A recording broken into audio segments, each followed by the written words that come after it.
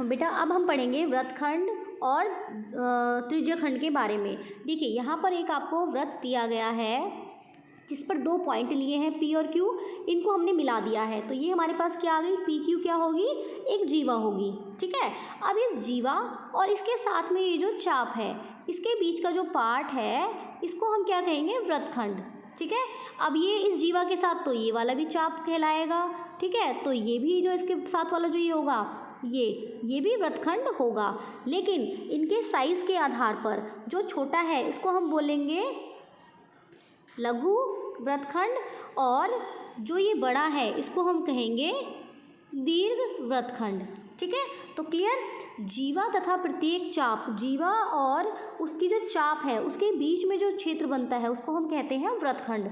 छोटे वाले को लघु वृत्तखंड और बड़े वाले को दीर्घ वृत्तखंड। है ना आसान। अब देखिए नेक्स्ट टॉपिक है हमारा त्रिज्यखंड का। तो जैसे कि नाम से ही पता चल रहा है, त्रिज्यखंड यानी कि त्रिज्याओं से मिलकर के बना हुआ एक खंड या क्षेत्र। ये एक हमारे पास वृत्त दिया गया है और ये वृत्त का है केंद्र।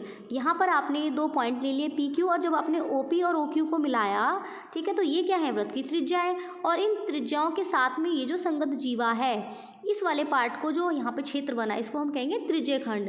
त्रिज्याओं और उनकी संगत चाप के बीच में जो क्षेत्र होता है उसको हम त्रिज्यखंड कहते हैं।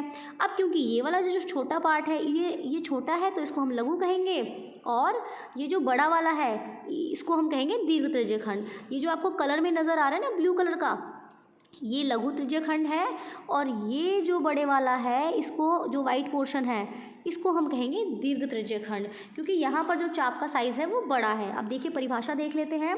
केंद्र को एक चाप के सिरों से मिलाने वाली त्रिज्या, ये चाप है, ठीक है, इसके सिरों से मिलाने वाली त्रिज्या ये हो गई OP और OQ।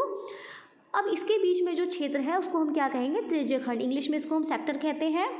दीर्घ चाप पर बने त्रिज्यखंड को दीर्घ त्रिज्यखंड और लघु चाप पर बने त्रिज्यखंड को लघु त्रिज्यखंड कहते हैं। क्लियर। तो आई होप सभी बच्चों को अच्छे से क्लियर हो गया होगा। अब देखते हैं प्रैक्टिस के क्वेश्चन। ठीक है, क्वेश्चन नंबर 1 देखिए। 4 सेंटीमीटर त्रिज्या का एक वृत्त खींचना है। वृत्त पर एक त्रिज्या, व्यास और एक जीवा को दर्शाइए। तो हम क्या करेंगे, 4 सेंटीमीटर त्रिज्या का प्रकार में आप पेंसिल फिट करिए। ठीक है, और जो आपका नुकीला वाला पार्ट है उसको फिक्स करिए, पेंसिल को आप खोलिए और इस तरह से ये एक वृत्त ड्रॉ हो गया। और यहाँ पे आप लिख दीजिए 4 सेंटीमीटर। अब क्या बनाना है इस पर, वृत्त पर एक त्रिज्या, तो ये हमारा O पॉइंट है और ये सपोज हमने ले लिया A, तो OA क्या है हमारा, ये त्रिज्या हो गया जिस पे हम लिख देंगे त्रिज्या। ठीक है, OA क्या है, त्रिज्या, यहाँ पे हम लिख देंगे, अलग से लिख सकते हैं आप। अब व्यास हमें बनाना है। ठीक है, तो व्यास के लिए आप इसी को एक्सटेंड कर दीजिए ऐसे। ठीक है, यहाँ पर B पॉइंट दे दीजिए और यहाँ पे लिख दीजिए AB क्या है, व्यास, और जीवा को दर्शाना है। अब देखिए AB व्यास तो है ही, लेकिन यहाँ जीवा अलग से दर्शाने के लिए बोला गया है क्योंकि व्यास भी जीवा भी होता है। तो यहाँ पर एक अलग से ले लीजिए आप C और D, तो ये आपका क्या हो गया, CD हो गया जीवा।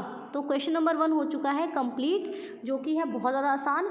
अब देखते हैं क्वेश्चन नंबर 2। क्वेश्चन नंबर 2 देखिए, 5 सेंटीमीटर त्रिज्या का एक वृत्त खींचना है। ये 5 सेंटीमीटर त्रिज्या का आपने वृत्त खींच लिया। ठीक है, प्रकार से बनाना है आपको।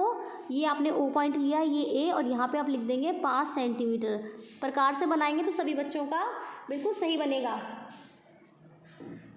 अब आगे क्या करना है, उस पर कोई 2 बिंदु AB लीजिए तथा उस पर दीर्घ वृत्तखंड और लघु वृत्तखंड को दर्शाइए। देखिए आपको क्या करना है, लघु वृत्तखंड और दीर्घ वृत्तखंड, कोई 2 पॉइंट ले लीजिए आप। यहाँ पे सपोज ये ले लिया आपने P और Q, तो ये जो छोटे वाला पार्ट है इसको यहाँ शेडेड भी कर सकते हैं आप, और यहाँ पे आप अंदर लिख देना, इसको अंदर भी लिख सकते हैं बाहर भी लिख सकते हैं। यहाँ पर ये है आपका लघु